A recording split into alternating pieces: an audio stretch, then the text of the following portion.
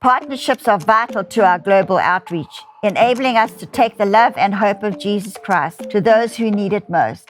Our Boots on the Ground Partnership Program physically ministers to those in desperate situations all over the world. The Israel Partnership furthers Kim's legacy of outreach to Israel and Jewish people worldwide. We invite you to become a partner today. Join us today and be part of a community that inspires hope, brings restoration to life, and often healing from the past. Together, we can make a difference, and we thank you for your ongoing support.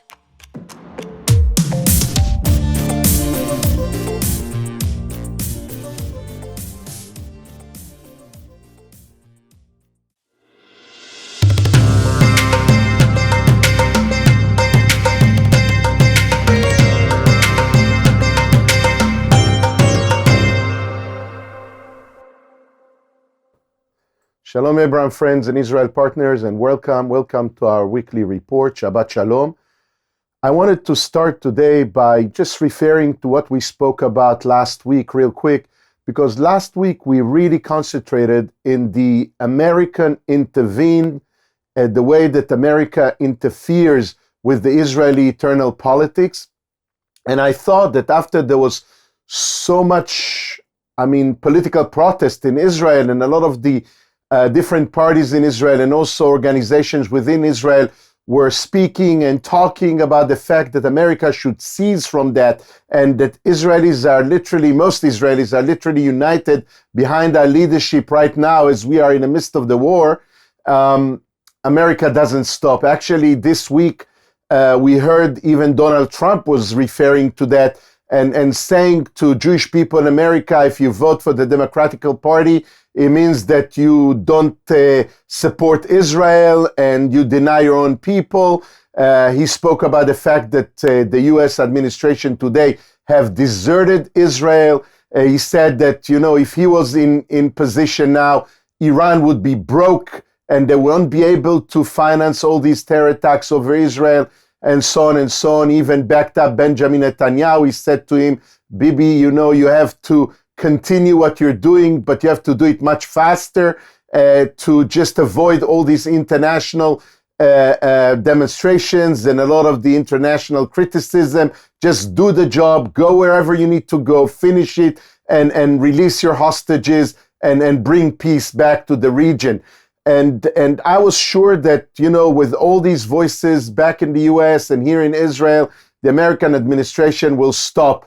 But unfortunately, they're not only that they are continuing with this effort and with all these pressure that they put over Benjamin Netanyahu and the Israeli government, they are continuing their evil deeds to try and breach and break inside into the Israeli internal politics in such a rude manner. Last week, they invited one member of the coalition, Benny Gantz, who's one of the political opponents of Benjamin Netanyahu, to come and visit in the U.S. to have, discussions and negotiations and try to influence him with their own agenda, so he will influence from within the government. And this week we're hearing that the Israeli Minister of Defense is invited to go into Washington, D.C. and speak and discuss with the American politics. Of course, anything that they want to say to him, they can say over the phone.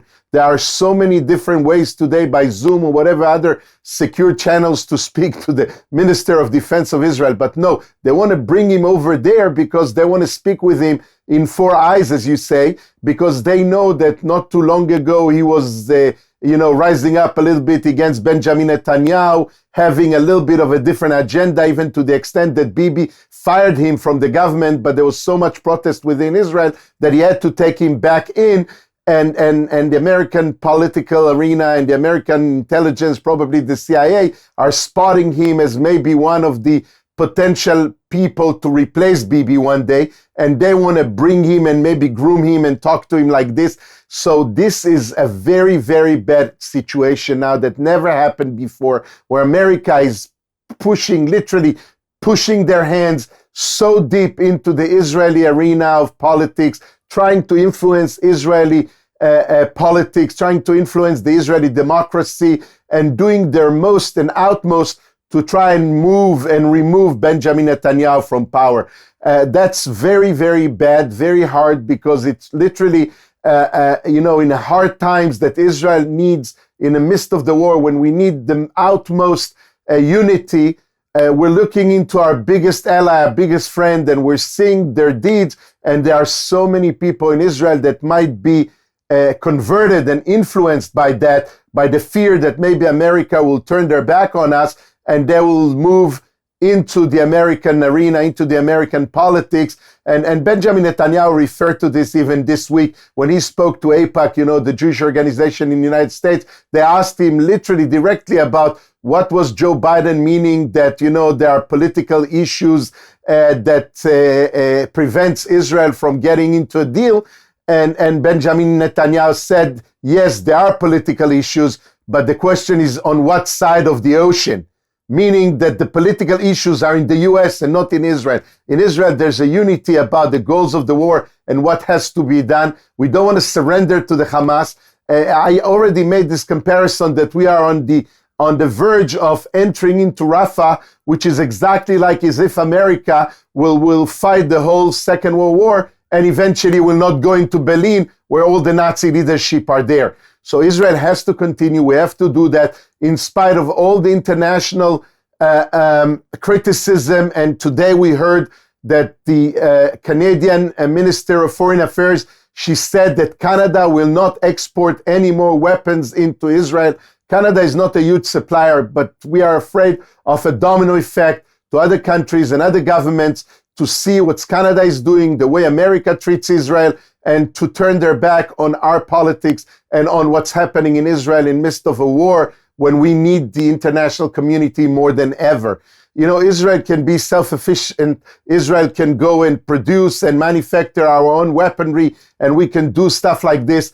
But, nowadays that Israel was part and still part of the international community, we live the modern economy. We concentrate in bettering the world in terms of medicine and high tech and being a startup nation and doing all these goods. And in return, Israeli technology is functioning in the F-35, Israeli technology in the missile interceptor, in the American space war. Everything is Israeli intelligence and Israeli knowledge and Israeli Israeli patents, and our people decided to collaborate and work together with the US, even the Iron Dome. This is, it's 100% pure Israeli knowledge, but we given this to the US as they invested into that, and you manufacture the interceptors back in the US, but the technology is from Israel.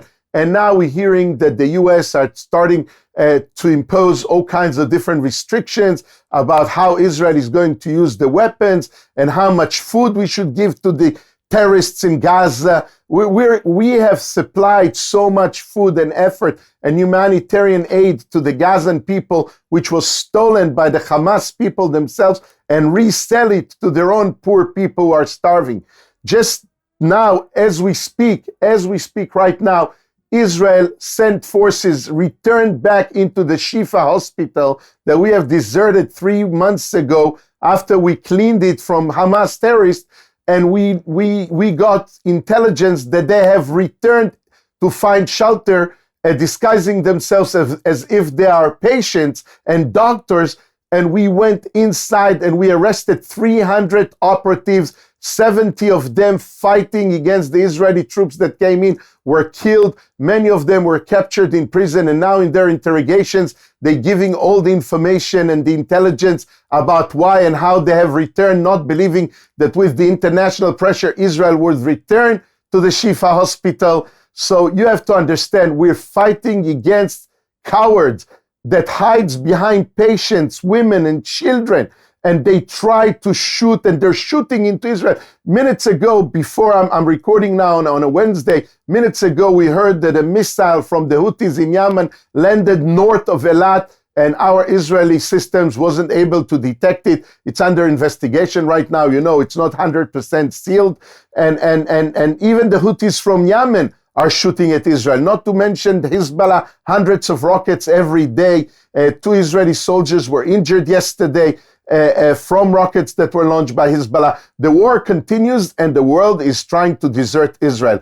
Today, Israel Katz, the Minister of Foreign Affairs of Israel, said the most prominent sentence, verse, words to the Canadian Minister of Foreign Affairs. He said, all I can tell you is the history will judge you for your decisions right now in the midst of the war, what you're doing for Israel. And they're saying that there is a pressure, political pressure upon them. From whom? From Muslims who wants to take over the world? What pressure can justify turning your back on God's people, on a righteous war that we are fighting for our existence against all the neighboring countries, all of them, even Jordan, who owns, they are literally the motherland of the Palestinians. Egypt, the motherlands of the Gazans. They don't want these people. They say there are 1.5 million refugees in Gaza. They don't only have a border with the ocean and a border with Israel. They have a huge border with a Muslim country right next to them, Egypt, who they are belonged to. They are citizens of Egypt before 1967. Why don't the Egyptians open their borders and give these poor people shelter? Because they know who they are. They know that the way they have terrorized Israel, they're going to do the same and turn it against Egypt. World, wake up. Pray for the peace of Jerusalem. Pray for Netanyahu to be strong and resilient and to push away all this pressure. Maybe he has a lot of problems with his character and his personal issues and his allegations and the politics. But the way to conduct this war, not to surrender to Hamas and their supporters around the world, that's what we need right now. And we need a better administration in the US. That's for sure. Shabbat Shalom. Pray for us. Bye for now.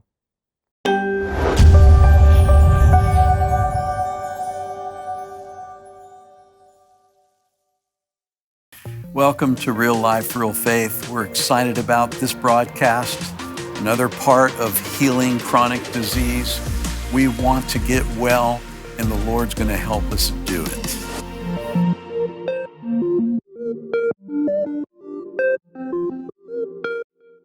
You asked and we listened. We've taken your suggestions and we've made our already amazing Percale bed sheets even better.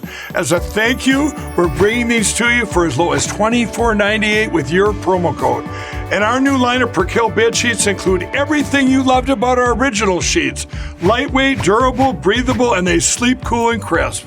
But now, because of you, they're made with 100% long staple cotton and the highest thread count to date. These sheets are softer and more durable than ever before. Plus, they come in all these new colors and styles. And you'll be getting 5-star luxury sheets delivered directly to your front door for as low as $24.98.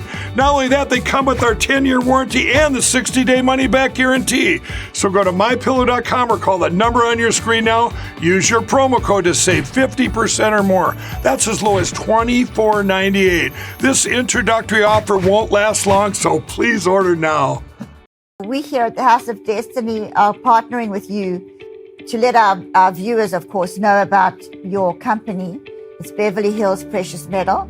Andrew, explain how that works. So I'll walk you through it right now. So if you go to bh-pm.com, right there on the homepage, you'll see a form that you could fill out. And that form is very important in letting us know how we can help you. So you just put in your first name, last name, email address, phone number. There's a section that says, how did you hear about us? And in there, put Kim Clement. And then there's a portion where you could write a couple of notes down on the bottom. Usually within about 24 to 48 hours, we'll contact you by phone call, and then we'll go over everything with you. This isn't a high pressure deal. We always recommend that if you feel uncomfortable, take a step back, pray about it. You will gain the answers that you need by doing that, and come back to us when you're comfortable.